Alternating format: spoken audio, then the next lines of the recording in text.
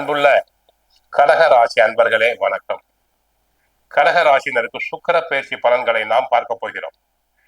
December 22ஆம் தேதி, அதாவது மார்கழி 7ஆம் தேதி, விருச்சிக ராசியிலிருந்து தனுசு ராசிக்கு சுக்கிர பகவான் செல்கிறார். அவர் ஏற்கனவே அங்குள்ள சூரியன் செவ்வாயுடன் இணைகிறார். 26ஆம் தேதி புதனும் தனுசு ராசிக்குள் செல்கிறார். ஆக 4 கிரகங்கள், சூரியன், செவ்வாய், புதன், சுக்கிரன், 4 கிரகங்களும் தங்களுடைய 6ஆம் இடத்துக்கு செல்கிறார்கள். சூரியனும் செவ்வாயும் நன்மை செய்வர். சூரியனால் நன்மை, செவ்வாய் பகவானால் நன்மை உண்டாகும். குடும்பத்தை பொறுத்தவரை கடக ராசினருக்கு சூரியன் செவ்வாய் இருப்பது பரவாயில்லை, ஓரளவு பெண்களுக்கு மதிப்பு கிடைக்கும். அவ்வப்போது சிறு உரசல்கள், கருத்து வேறுபாடுகள் உண்டானால் கூட சமரசமாய் கொள்வீர்கள். குடும்பத்தில் சுப செலவுகள் அதிகரிக்கும். திருமணம், சீமந்தம் போன்றவற்றுக்காக தாங்கள் செலவு பண்ண வேண்டியிருக்கும். பிள்ளைகளின் படிப்புகளுக்காக செலவு செய்ய வேண்டியிருக்கும். பழைய கடன்களை அடைக்க வேண்டியிருக்கும். உடல் ஆரோக்கியத்தில் சற்று கவனம் தேவை. கண் உபாதைகள் வரலாம். பிரஷர், சுகர் பேஷண்ட்ஸ் கவனமாக இருத்தல் வேண்டும். நரம்பு தளர்ச்சி உண்டாகலாம். பெண்களுக்கு சுக்கிரனால் பெண்களுக்கு சம்பந்தமான உடல் உபாதைகள் உண்டாகலாம்.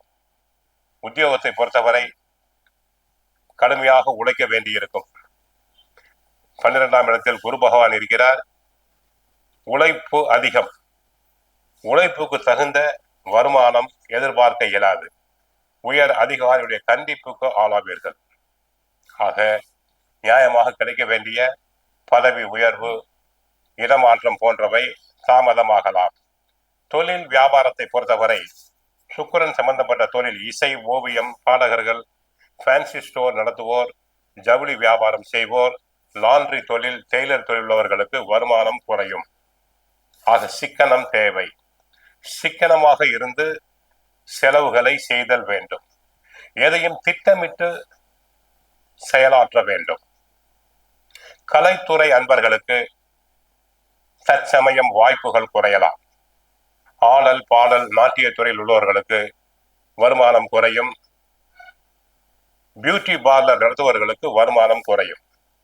ஆக ஒரு பக்கம் வரவு வந்தாலும் மறுபக்கம் செலவு தயாராக இருக்கும்.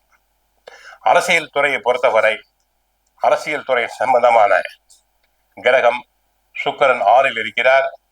சுக்கிரன் பாதகம், சூரியன் சாதகம். 50% நன்மைகளை பெறுவீர்கள். 100க்கு 100 என்று சொல்ல முடியாது. இருந்தாலும் அரசியல் கட்சிக்குள் எச்சரிக்கையாக இருங்கள். தங்களை பற்றி வீண் வதந்திகள் பரவலாம், வீண் பலிகள் வரலாம். கவனம் தேவை. கோவிலுக்கு சென்றால் புவனேஸ்வரி அம்மனை வழிபடுங்கள். வாழ்க வளமுடன், மங்களம் உண்டாகட்டும்.